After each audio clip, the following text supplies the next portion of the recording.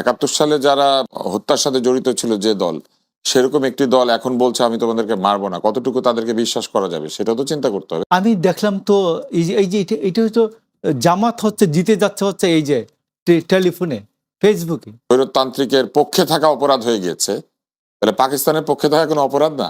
শেখ হাসিনা একটা জেনুইন নির্বাচন দিতে পারে না, শেখ হাসিনার অধীনে কোনো জেনুইন নির্বাচন হতে পারে না। আপনার আব্বা আম্মা আপনাকে কোনোদিন ধমকায় নাই? উত্তেজিত হয়েছিল?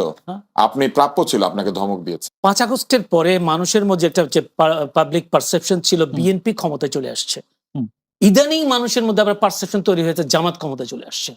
তাহলে এই যে 5 আগস্টের পরে এই সময়টাতে কেন মানুষের মধ্যে পাবলিক পারসেপশনটা তৈরি হলো? সেটা হচ্ছে একটা বিরাট সংখ্যক ভোটার এখনো আওয়ামী লীগকে ভোট দিতে চায় এবং সেই ভোটের পার্সেন্টেজটা যথেষ্ট। একটা বিরাট সংখ্যক ভোটার এখনো পর্যন্ত বলছে না কাকে ভোট দিবে, আবার আরেক দল লোক বলেছে যে তারা সিদ্ধান্তই নেয় নাই কাকে ভোট দেবে। অর্থাৎ এখানে দুই ধরনের ইনফরমেশন আছে। একদল বলেছে জানি কাকে ভোট দেবো কিন্তু আপনাদেরকে বলবো না, আরেক দল বলেছে আমরা ডিসাইড করি নাই কাকে ভোট দেবো। ফলে এই নন ডিসাইডেড ভোটার এবং decided but not disclosing voter, এদেরকে যদি যুক্ত করেন তাহলে 47% লোক চুপ করেছিল এই জরিপে। কিন্তু 47% লোক চুপ করে আছে। ওইখানে বিএনপির ভোট আছে না। প্রতিদ্বন্দ্বী জামায়াত ইসলামীকে আওয়ামী লীগ ভোট দিবে এরকম একটা বিশ্লেষণ না, এটা যদি কেউ মনে করেন এটা কারণ মনে করতে বলেছেন পারেন। যে স্থানীয় বিএনপির কর্মীরা যেহেতু সাবেক আওয়ামী লীগ সমর্থকদের সঙ্গে কঠোর আচরণ করেছেন বলে জানা গেছে, আওয়ামী লীগ সমর্থকদের অনেকেই জামায়াতকে কম খারাপ বিকল্প হিসেবে নিতে পারে। আওয়ামী লীগের ভোটাররা এরকম একটা আওয়ামী লীগের ভোটাররা ঠিক এইরকম না যে তারা তাদের দীর্ঘদিনের যে আদর্শিক অবস্থান সেটাকে জলাঞ্জলি দিয়ে শুধুমাত্র কেউ তাকে মার দিবে না সেই জন্য তাকে ভোট দিবে, ব্যাপারটা এরকম না। আর আওয়ামী লীগের অনেক তো টাকা দিয়ে এলাকায় এসেছেন এরকম খবর, সেটা একজন দুইজন 100-500 লোকের সাথে হতে পারে, একটা দলের সাথে করা খুবই কঠিন। আর আরেকটা বিষয় হচ্ছে যে বলছে আমি তোমাদেরকে মারবো না, কতটুকু তাদেরকে বিশ্বাস করা যাবে সেটাও তো চিন্তা করতে হবে। কেননা আওয়ামী লীগ তো বিচার করে তাদের নেতাদেরকে তো তার আওয়ামী লীগ রীতিমতো ফাঁসিতে মৃত্যুদণ্ড দিয়েছে। তো তাহলে আওয়ামী লীগ যদি বিশ্বাস করে যে তারা এসে তাদেরকে কিছু করবে না, করতে পারে। কিন্তু যদি আপনি যৌক্তিকভাবে চিন্তা করেন তাহলে আওয়ামী লীগ কখনোই জামাত বা এনসিপি কে ভোট দিবে না। হয় তারা ভোট দিতে যাবে না, আর যদি যায় তাহলে বিএনপি অথবা জাতীয় পার্টিকে ভোট দিবে। ধন্যবাদ। যারা মোশাররফ আহমেদ ঠাকুরের কাছে, মোশাররফ আহমেদ ঠাকুর, প্রশ্ন এইটাই যে BYLC যে জরিপটা করেছে সেখানে ডেভিড বারবেন এটা বিশ্লেষণ করেছেন, সেখানে বিএনপির যদি বলি 20%, যদি আবার সেখানে 17% সম্ভবত জামায়াতকে দেওয়ার কথা বলেছেন। তো সেক্ষেত্রে 20% এবং 17%। এই জামায়াতের এই উত্থানকে বিএনপি কিভাবে দেখছেন? প্রথম একটি। দ্বিতীয় কথা হচ্ছে বিএনপি তো তিনবার ক্ষমতায় ছিলেন, বিএনপি থেকে মানুষ মুখ ফিরিয়ে নিচ্ছে কেন? সে ফিরে নেওয়ার কারণ এটা কিনা যে 5 আগস্টের পর চাঁদাবাজি, অন্তগোন্দল, হানাহানি, সংঘর্ষ, এসব ঘটনার কারণে মানুষ বিএনপি থেকে মুখ ফিরিয়ে নিচ্ছে, যার কারণে এরকম কমে যাচ্ছে? আমি যা কিছুই বলি, বাংলাদেশের মানুষ তো সবাই গাঁজা খাইয়ে তো আর উন্মাদ হয়ে যায় নাই। যে প্রথম কথা হচ্ছে ধর্মভিত্তিক একটি রাজনৈতিক দল এটা জাতীয় ঐক্য এটা তৈরি করতে পারে না। তো এইটা প্রথমত হচ্ছে যে বাংলাদেশের মানুষ, আপনি যদি হিন্দুর সংখ্যা বা অন্যান্য ধর্মাবলম্বীর সংখ্যা 8-10% ধরেন, কিন্তু তাদের প্রভাবটা অনেক বেশি। প্রথমত এই ধর্মভিত্তিক রাজনৈতিক দল, এটা হিন্দু ধর্ম হোক আর যে মুসলমানদের ধর্ম হোক, এই ধর্মভিত্তিক কোনো রাজনৈতিক দল বাংলাদেশে 71 সালের পরে ক্ষমতায় আসার কোনো সম্ভাবনা নাই। প্রথম কথা হচ্ছে একটা। ক্ষমতায় আপনারা এনেছিলেন তো একবার, শুনেন, এখানে কয় % ভোট পেয়েছিল? এনেছেন বলেছে, আমি কত আমি পার্সেন্টের বলছি কথা বলিনি। যে 1996 সালে 300 আসনে ভোট ইয়ে দিয়ে কি বলে 300 আসনে নমিনেশন দিয়ে 8% ভোট পেয়েছে। এটাই তার হাইয়েস্ট, 96। তো এখন কত পার্সেন্ট হবে? এখন তো প্রেক্ষাপট চেঞ্জ হয়েছে, তারাই বলে। তারা, আমি আপনাকে বলি, বিশ্লেষকরাও আপনাকে যদি গ্রেটার সিলেটে 19টা আসনের মধ্যে একটা আসন পাইতে পারে, একটা, তো সেটা কানাইঘাট জকিগঞ্জ একবার পাইছিল, জামাত বেশি একবার পাইছিল। ওইখানে জামাত না, ওইখানে হচ্ছে অন্য একটা সম্প্রদায়গত বিষয় আছে।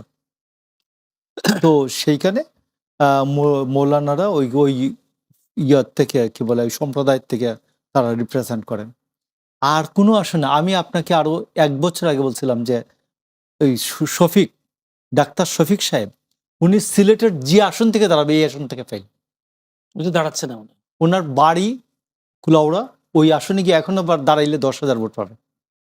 তো ইন দ্যাট কেস আমি তো কোনো পরিবর্তন দেখলাম না। আমার হবিগঞ্জ, বানিয়াচং আজমেরিগঞ্জ, হবিগঞ্জ 2 আসন হাইয়েস্ট 5 থেকে 10,000 ভোট পাবে, 5,000 ভোট পায় জামাত।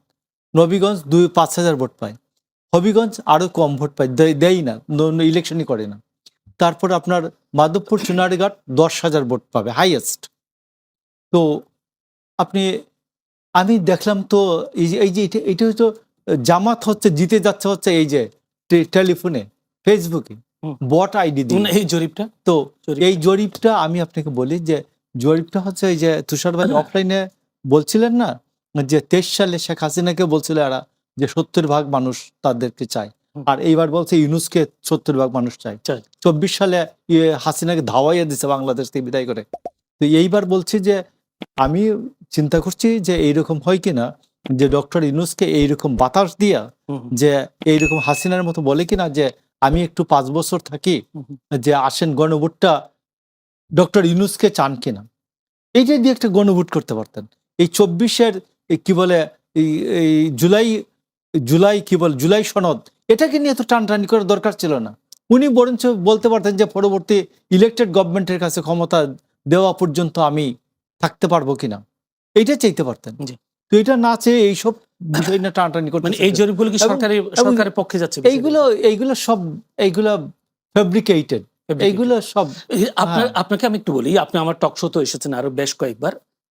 5 আগস্টের পরে মানুষের মধ্যে একটা যে পাবলিক পারসেপশন ছিল বিএনপি ক্ষমতায় চলে আসছে, ইদানিং মানুষের মধ্যে আবার পারসেপশন তৈরি হয়েছে জামাত ক্ষমতায় চলে আসছে। তাহলে এই যে 5 আগস্টের পরে এই সময়টাতে কেন মানুষের মধ্যে পাবলিক পারসেপশনটা তৈরি হলো? প্রথম দিকে তো বিএনপির পক্ষে ছিল। আমি তো মনে করি যে ইলেকশনে গেলে আমি তো এখনো যে বিভিন্ন ভোটের মাঠ তো এখন তো মোটামুটি ঠান্ডা পড়েছে, ডিসেম্বর মাস এসছে। তো ডিসেম্বর মাসে আমি তো কোথাও দেখি না, কোথাও তো আমি দেখলাম না যে কোনো ভোটের মাঠে কোথাও জামাত ওইভাবে আছে। জামাতের কর্মী যেটা যা কয়টা মানে মিছিলে আচ্ছা, আসে, তার নির্বাচনী কার্যক্রম করছে না এরকম? জামাতের যে কয়জন মিছিলে আসে, মিটিং এ আসে, এই ভোট এই কয়টাই। এই কয়টাই। ধন্যবাদ। আমি একটু যেতে চাই আব্দুল তুষার, ব্যাপারটা একটা বিষয় যে মাহবুব কামলা, সাংবাদিক মাহবুব কামলা গণমাধ্যমে একটা প্রশ্ন ছড়েছেন, জামাত ক্ষমতায় গেলে মুক্তিযুদ্ধের গল্প বলা যাবে কিনা, শেখ মুজিবুর রহমানকে নিয়ে কথা বলা যাবে কিনা। তার প্রশ্ন মুক্তিযোদ্ধারা, আমার প্রশ্ন হচ্ছে মুক্তিযোদ্ধারা জামাত যদি ক্ষমতা যায় মুক্তিযোদ্ধারা কি হুমকির মুখে পড়বে কি, বা মুক্তিযোদ্ধারা সে হুমকি আশঙ্কা করে কি? মাহবুব কামাল সাহেব এটা বলেছেন, এনসিপি ক্ষমতায় গেলে বলা যাবে? এটাও তো জিজ্ঞেস করতে হবে। এনসিপি যদি কালকে ক্ষমতায় যায় তাহলে কি উনি যে প্রশ্ন, কোনো জরিপে আসে না জরিপে না আসুক, জরিপে তো একমাত্র কথা না। বাংলাদেশের অনেক দল আছে যারা ক্ষমতায় গেলে পরে এই কথাগুলি বলা যাবে না। বলা যাবে না এই জন্য যে আসলে তাদের কার্যক্রমের ভিতর দিয়ে তারা এক ধরনের মুক্তিযুদ্ধ বিরোধী অবস্থানকে সুস্পষ্ট করেছেন। তো এই প্রশ্ন করার কোনো কারণ নাই।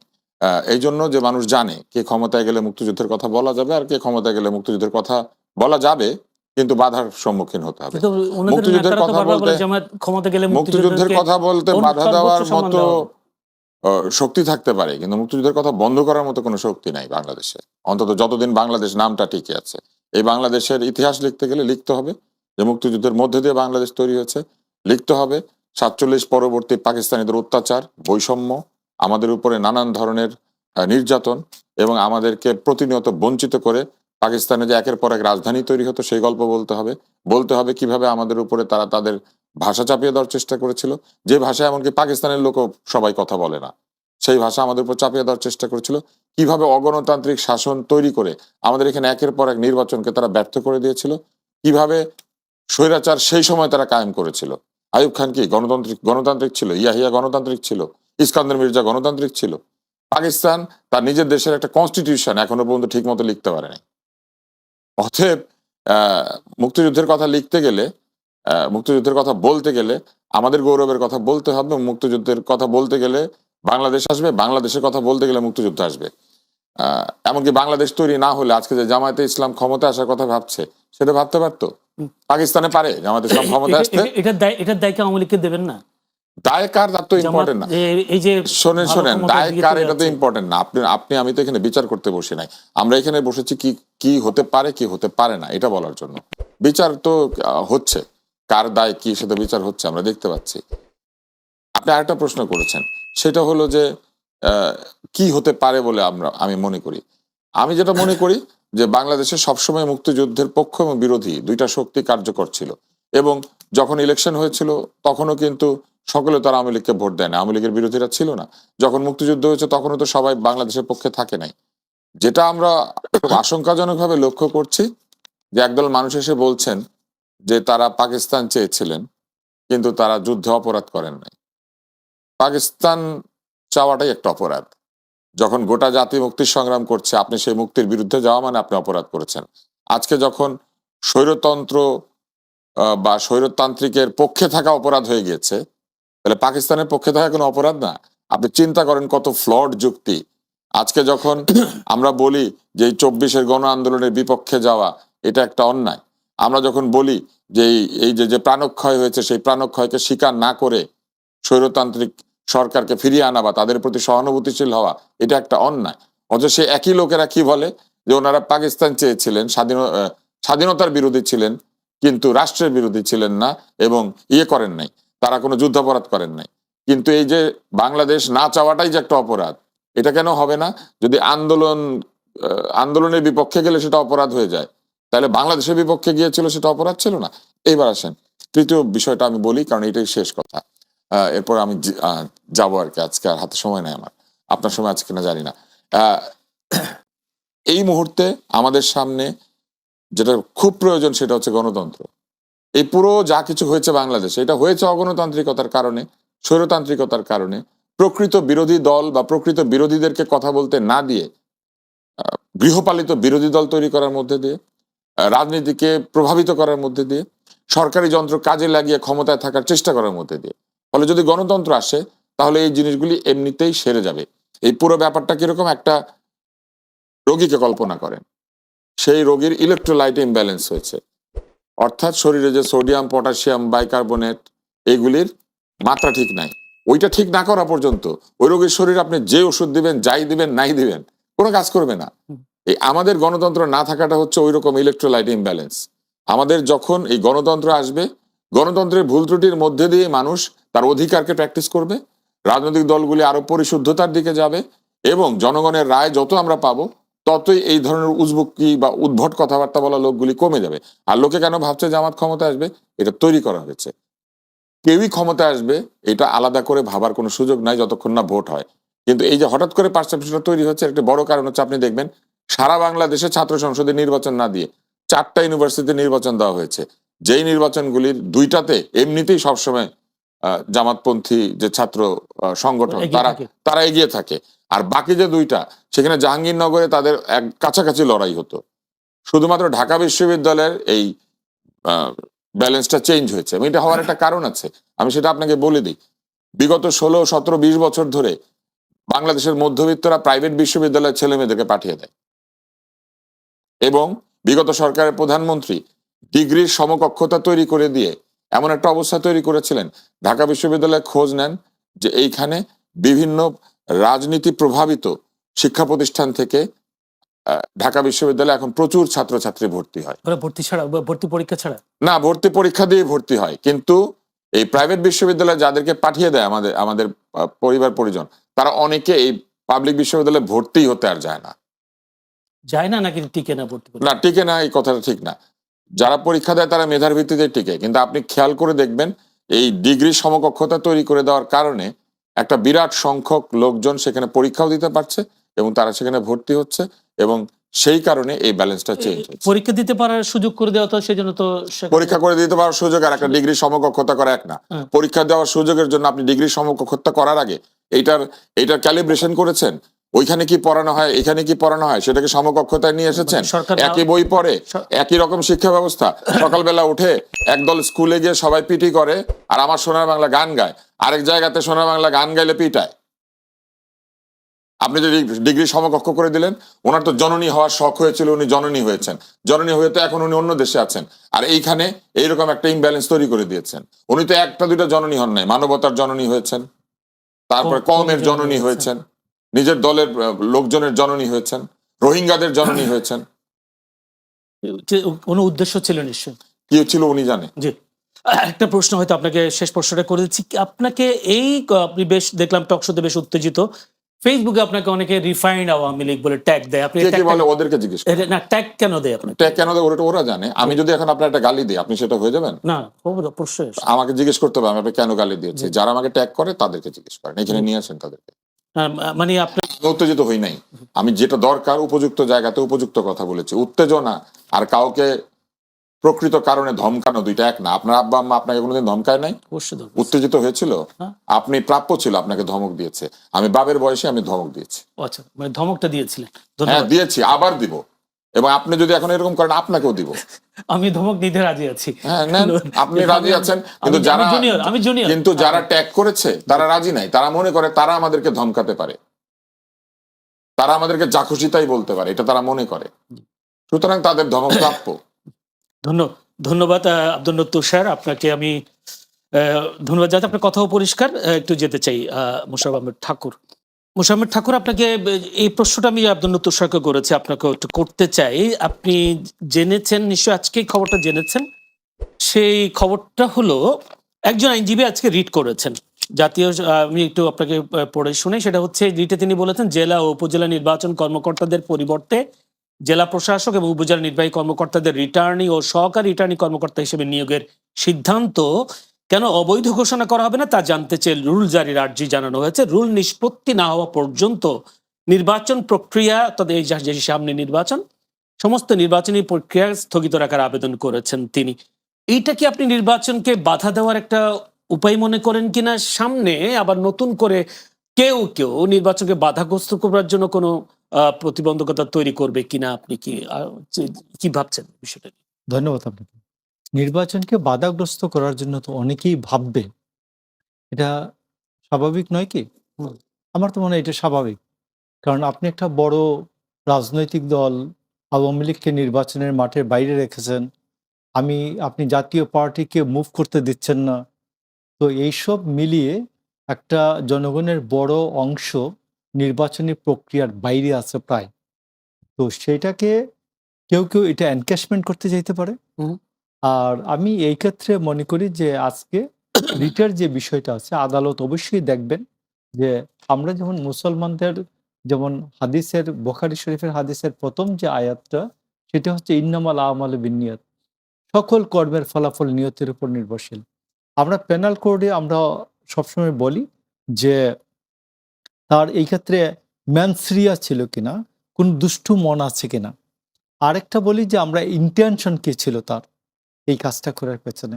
তো আমার কাছে এই রিটটাকে আমার কাছে মনে হচ্ছে যে তার ইন্টেনশনটা কি আদালত সবচেয়ে বড় বিবেচনায় নেবেন, নিয়ে এটা আমার মনে হয় এটা সম্পর্কে সিদ্ধান্ত দেবেন।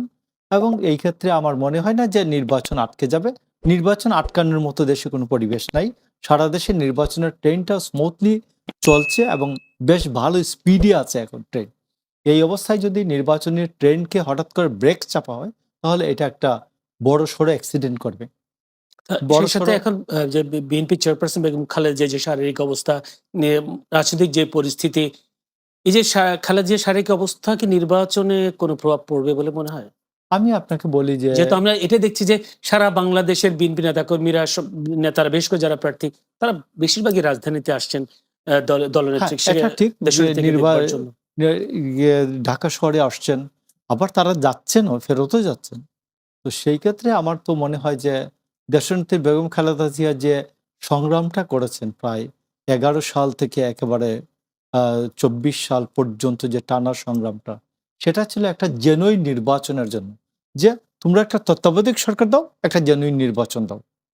আমরা কিন্তু হাসিনাকে চলে যেতেও বলিনি, আমরা বলছি একটা জেনুইন নির্বাচন দাও, তত্ত্বাবধায়ক সরকারের অধীনে একটা জেনুইন নির্বাচন দাও। এবং 18 সালে আমরা শেষ পর্যন্ত আমরা দেখলাম যে অনেকেই যখন বলতেছিলেন যে শেখ হাসিনার অধীনে একটা জেনুইন নির্বাচন তো হতে পারে, দেখেন বিদেশি শক্তিরা যখন বলতেছিলেন, আমরা এটা প্রমাণ করার জন্য নির্বাচন করেছিলাম। এবং ওই ক্ষেত্রে দেখা গেল 9:30 থেকে 10টার মধ্যে সমস্ত নির্বাচন কমপ্লিট হয়েছে এবং আগের রাত্রে 40%, 50%। ওই সময় তো বলা হচ্ছে বিএনপি দেশের রাজনৈতিক দূরদর্শী তেমন ছিল না, কারো ফাঁদে পা দিয়েছেন, এরকম একটা বিষয়। এইটা আপনাকে কখনো কখনো আপনাকে কদম্বিনীকে মরিয়া প্রমাণ করিতে হইল, সে মরেনি। তো আপনাকে 2018 সালে জাতীয় এবং আন্তর্জাতিক ক্ষেত্রে যে একটা সন্দেহ, একটা ভাবনা ছিল, এই ক্ষেত্রে আপনাকে এইটাই করতে হয়েছে, ঠিক। আপনাকে মরিয়া প্রমাণ করতে হয়েছে আমি মরি নাই। মনে- আপনাকে হারিয়া প্রমাণ করিতে হইয়াছে যে শেখ হাসিনা একটা জেনুইন নির্বাচন দিতে পারে না, জি। শেখ হাসিনার অধীনে কোনো জেনুইন নির্বাচন হতে পারে না। জি জি, ধন্যবাদ। আরেকটা প্রশ্ন আপনি কথার ফাঁকে বলেছেন, নির্বাচন থেকে আওয়ামী লীগ জাতীয় পার্টিকে বাদ দিয়ে যদি এরকম নির্বাচন করা হয় তাহলে এরকম প্রতিবন্ধকতা আসতে পারে বিভিন্ন জায়গা থেকে। আপনি কি চান কি আওয়ামী লীগ নির্বাচনে আসুক? আমরা কিন্তু, আমি আপনাকে বলি যে বিএনপি শুরু থেকে যেটা বলছিল যে কোনো রাজনৈতিক দর্শন চর্চা এটা কোনো অপরাধ হতে পারে না। কোনো রাজনৈতিক দলের যারা ক্রিমিনাল অফেন্ডার, ফৌজদারি অপরাধ করেছেন, তাদেরকে আদালতে সুপর্দ করা হবে। এবং I should say in that way, political party is a abstract entity. Political party cannot commit wrong.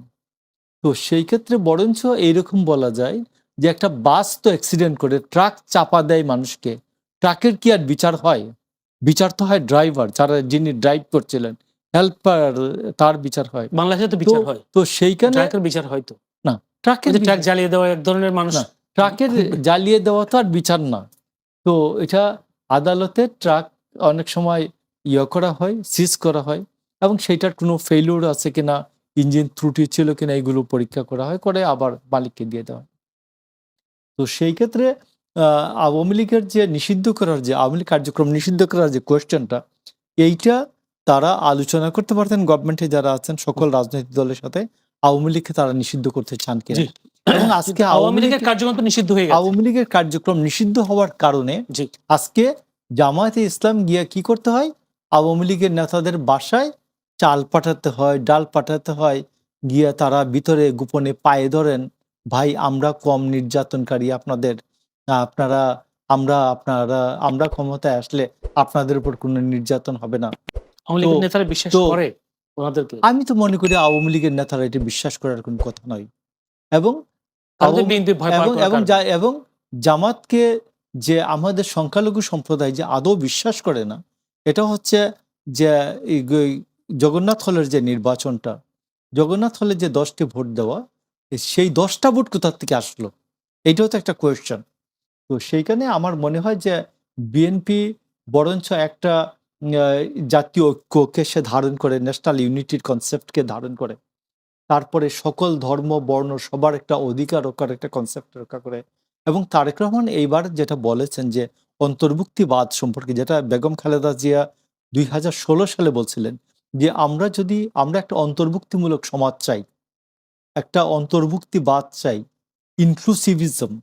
তো ইনক্লুসিভিজমের ক্ষেত্রে, এবং তারপর এইবার বলছেন যে আমরা যদি সরকারে যাই তাইলে রাষ্ট্রের কাছে বিশ্বাসী অবিশ্বাসী সবার অধিকার সমান থাকবে। জি। এবং রাষ্ট্রের জন্য এইটাই হওয়া উচিত, রাষ্ট্রের কাছে কে বিশ্বাসী কে অবিশ্বাসী এইটা কোনো বিষয় হতে পারে না। তো রাষ্ট্র বরঞ্চ আপনি ধর্মীয় বিষয় আপনি নিজে প্র্যাকটিস করুন, আপনি অন্যকে বাধ্য না করে নিজে মিথ্যা কথাটা না বলুন, অন্যকে ঠকানোর ব্যবস্থাটা বন্ধ করুন, তাইলেই বরঞ্চ ইনসাফ প্রতিষ্ঠা হবে। আপনি অন্যের উপর দিয়ে ইনসাফ চালাতে চান, নিজে কি করেন ওটার অ্যাকাউন্টেবিলিটি আগে দেন। জি। আপনি কি সব রাজনীতিবিদদের মধ্যে সেই ইনসাফ দেখেন কিনা, বা সে যারা যে প্রতিশ্রুতি দেয় ভোটের আগে, ভোটের পরে সে প্রতিশ্রুতি পালন করে কিনা, সেটা নিশ্চয় আপনিও জানেন, আমিও জানি।